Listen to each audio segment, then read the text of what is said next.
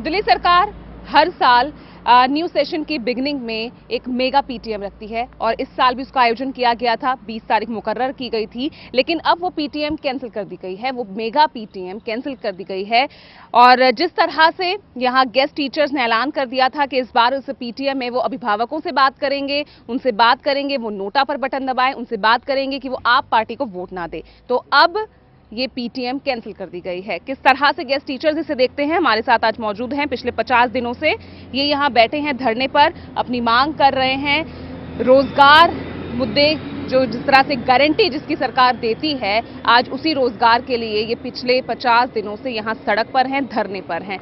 तो mega PTM cancel की है, लग रहा है सरकार डर गई आपसे?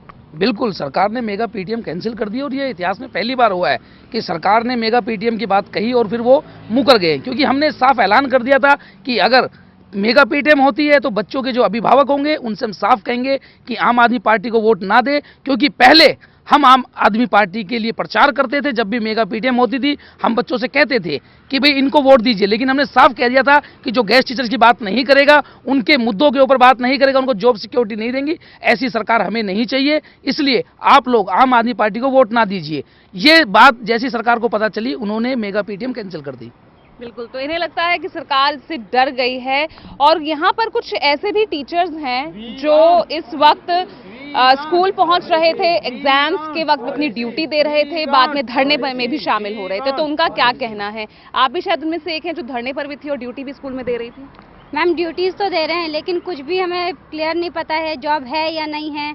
एक तरह से मेंटली टॉर्चर किया जा रहा है टीचर्स को। इस मेंटल टॉर्चर की कंडीशन ये है कि एचओएस बुलाती हैं, काम करवाती हैं, उनसे पूछो सैलरी का या जॉब का, वो साफ मना कर देती हैं कि हमें नहीं पता, ऑर्डर आएगा तो देखा जाएगा। सिर्फ ये कह देती है सोशल सर्विस कर रहे हैं। क्यों आप लोग क्यों जा रहे हैं? क्यों आप यहाँ ना बैठकर, यहाँ शामिल ना होकर क्यों स्कूल में अपनी ड्यूटी देते हैं? मैम, थ्रेट किया जा रहा है टीचर्स को कि आपके खिलाफ एक्शन हो जाएगा, आपके खिलाफ फाइल बन जाएगी। इस तरह से उनको थ्रेट करके बुलाया जा रहा है और टीचर्स मजबूर होकर स्कूल जा रहे हैं। लेकिन परेशानी ये है कि टीचर्स अब मेंटली डिस्टर्ब होते जा रहे हैं इस चीज़ से। रिजाइन तक देने लगे हैं अब टीचर्स, क्योंकि उनको कोई क्लैरिटी नहीं मिल रही है। आप भी स्कूल जा रहे थे? जी मैम, मैं भी स्कूल जा रहा था। मेरे साथ तो जो प्रिंसिपल हैं अपनी पर्सनल इंटेंशन भी निकालने पे लगे हुए हैं। ये बात तब की जब मैंने सेशन 2015-16 में एक बार बोर्ड के एग्जाम में चीटिंग करने से रोका था। अच्छा। तब से वो अपना पर्सनल मेरे साथ बहसबाजी बार बार निकालते जा रहे हैं। भाई जब भी कोई भी काम होता है, समर कैंप लगता है या कोई भी क्लासेज एक्स्ट्रा जब भी दी जाती हैं, हमेशा मेरा रिजल्ट बच्चों को पढ़ाने को लेकर, भाई पेरेंट्स को लेकर आप किसी से भी पता कर सकते हैं। क्यों ऐसा किया जा रहा है? क्या रीजन लगता है? मैम, रीजन उसका वही लगता है कि उस दिन मैंने उनको चीटिंग करने से रोक दिया था। भाई बच्चों के लिए जो खाने पीने का स्कूल में सामान आता है, मैं उनके बारे में पूछता हूँ। आपने शिकायत की? जी बिल्कुल, मैंने शिकायत की। इसका रिटर्न में भी मैं लिख के आया हूँ। उसके बाद अभी ये पिछला जो सेशन गया दिसंबर वाला, उसमें जो एग्जाम हो रहे थे, 29 दिसंबर का एग्जाम था लास्ट। उसके बाद विंटर वैकेशन भी स्टार्ट हो रहे थे। मैंने प्रिंसिपल से पूछा, सर बताइए मैं अपनी कॉपियां कहाँ चेक करूं? तो प्रिंसिपल ने बोला कि भाई मुझे नहीं पता, चाहे कहीं भी चेक कर। लेकिन तो आप अंदाजा लगा सकते हैं कि जो टीचर्स अपना कर्तव्य समझकर स्कूल पहुंच रहे थे, बच्चों के भविष्य को देखते हुए उनके एग्जाम्स ले रहे थे, ड्यूटी दे रहे थे, उनके साथ किस तरह का व्यवहार दिल्ली सरकार के स्कूलों में हो रहा है। अब आगे आप लोगों ने क्या सोचा है? क्योंकि लोकसभा चुनाव में आप उतरने की भी बात कर रहे थे। लोकसभा इलेक्शन हम लड़ेंगे और कैंडिडेट्स को हम देख रहे हैं। कांग्रेस और बीजेपी अपने कैंडिडेट्स आम आदमी पार्टी ने उतार दिए हैं।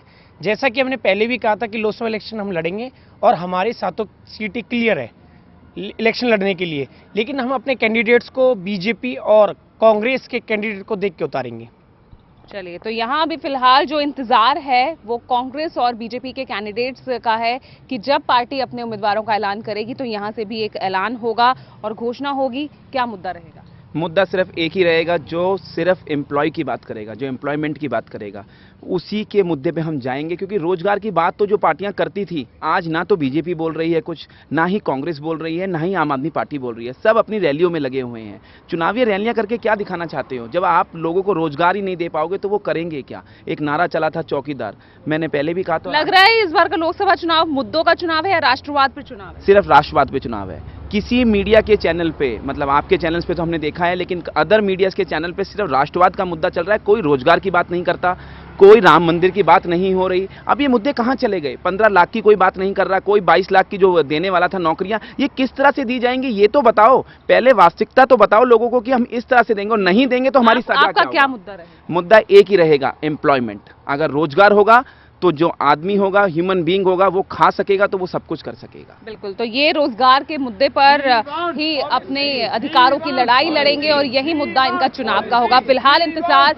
बीजेपी और कांग्रेस के कैंडिडेट्स का है, उसके बाद ही यहाँ शिक्षकों की तरफ से कैंडिडेट्स की घोषणा होगी। कैमरामैन ललित के साथ पूजा राठौर, शर्मा, टोटल न्यूज़ दिल्ली।